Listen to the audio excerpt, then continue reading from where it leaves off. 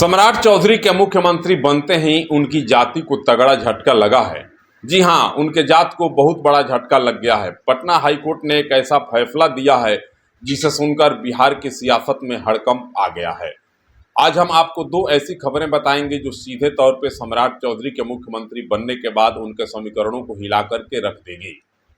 देखिए किस तरीके से हमारे यहाँ खबरें लगी हैं कि सम्राट की गद्दी संभालते ही उनके अपने समाज को सबसे बड़ा झटका लगा है। मुख्यमंत्री सम्राट चौधरी की जाति को करारा झटका। पटना हाईकोर्ट ने कोयरी जाति को लेकर एक ऐसा फैसला सुनाया है जिसने उस पूरी ताकत पर सवाल खड़ा कर दिया है जिसकी बदौलत सम्राट को बिहार की गद्दी मिली। जिस समीकरण की कहानी दिल्ली में रची गई, जिसका लाभ पूरा यूपी में देखा गया, वो समीकरण, वो जाति और वो कहानी अब कानूनी पेच में फंस के रह गई है। खबर पटना हाई कोर्ट से निकलकर सामने आई है। कोर्ट ने बड़ा फैसला देते हुए साफ कर दिया है कि कुशवाहा यानी कोयरी और दांगी जाति अलग अलग जातियां हैं, दोनों एक जाति नहीं हैं। अब तक बिहार में कुशवाहा और दांगी अपने आप को एक साथ मान के चल रहे थे, एक ही उपजाति बता रहे थे, लेकिन अब दोनों अलग अलग जाति माने जाएंगे। कुशवाहा और दांगी दोनों एक जाति नहीं है। कोर्ट के अनुसार, कोर्ट के मुताबिक कुशवाहा समाज ओबीसी में आता है जबकि दांगी समाज ईबीसी की यानी अत्यंत पिछड़ा वर्ग में शामिल है। इसका मतलब साफ है, सम्राट चौधरी की जाति यानी कुशवाहा समाज के लोग अब अति पिछड़ा वर्ग ईबीसी के आरक्षण का लाभ नहीं ले सकते हैं। मुख्यमंत्री की जाति के लोगों को अब ईबीसी कोटे से मिलने वाली सरकारी नौकरियों और चुनावी सीटों से हाथ धोना पड़ेगा। आखिर यह मामला खुला कैसे? यह मामला पश्चिम चंपारण जिले के बेतिया प्रखंड का है।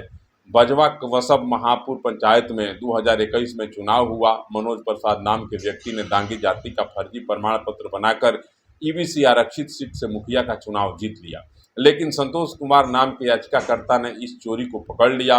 उन्होंने आरोप लगाया कि मनोज प्रसाद दांगी नहीं बल्कि कुशवाहा हैं जो ओबीसी में आते हैं। मामला चुनाव आयोग तक गया, जांच कमेटी बैठी और रिपोर्ट में सच सामने आ गया।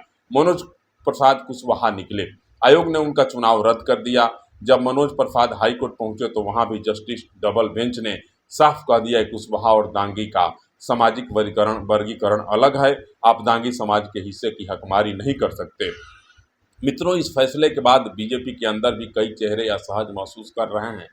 बिहार में जिस लवकुश और अति पिछड़ा समीकरण को सजाकर सम्राट चौधरी को चेहरा बनाया गया था, उस समीकरण में अब दरार पड़ती दिख रही है। दांगी समाज के लोग खुद हाईकोर्ट पहुंचे थे। उन्होंने कहा, साहब हमारे हिस्से की सुविधा कोयरी समाज के लोग क्यों ले रहे हैं? हम दांगी हैं, हमारा कोयरी से कोई लेना देना नहीं है।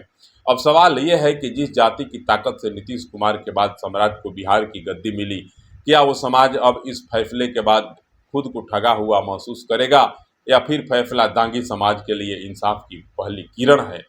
सम्राट के मुख्यमंत्री बनते ही ये खबर कुशवाहा समाज के लिए किसी बड़े झटके से कम नहीं है। अब देखना होगा कि सरकार इस कानूनी झटके से निपटने के लिए क्या रास्ता निकालती है। क्या आपको लगता है कि कुशवाहा और दांगी को अलग रखना सही है? अपनी राय कमेंट बॉक्स में ज़रूर लिखेंगे।